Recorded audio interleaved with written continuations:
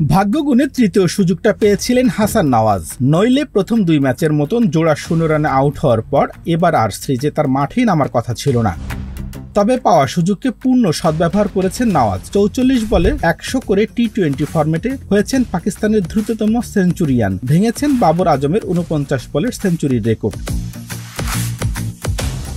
সেই সঙ্গে নিউজিল্যান্ডের বিপক্ষে এনে দিয়েছেন কাঙ্ক্ষিত জয়। তার অপরাজিত সেঞ্চুরিতে কিউইদের 204 রান 4 ওভার হাতে রেখেই মাত্র 1 উইকেট হারিয়ে টপকে গেছে পাকিস্তান। প্রথম ম্যাচে 2 বলে 0 ও পরের ম্যাচে 3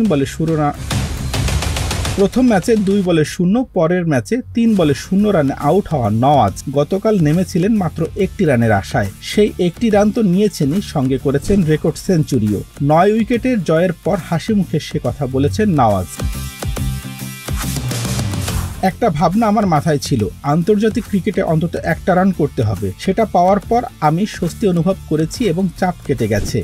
আর তৃতীয় সুযোগের জন্য ধন্যবাদ দিয়েছেন অধিনায়ক আগা সালমান ও সহ অধিনায়ক সাদাব খানকে। প্রথম 2 ম্যাচে যেভাবে আউট হয়েছি তাতে বেশ হতাশ হয়ে পড়েছিলাম, কিন্তু অধিনায়ক ও সহ অধিনায়ক আমাকে সমর্থন দিয়েছেন। তারা বলেছেন আমি ম্যাচ উইনার, এটাই আমার আত্মবিশ্বাস জুগিয়েছে।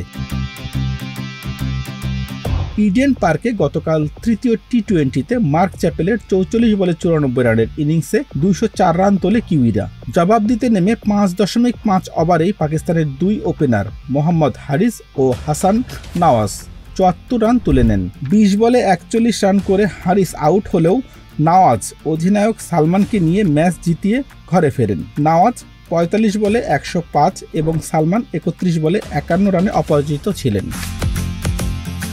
রাহুল রাজ, নিউজ ফ্ল্যাশ 71।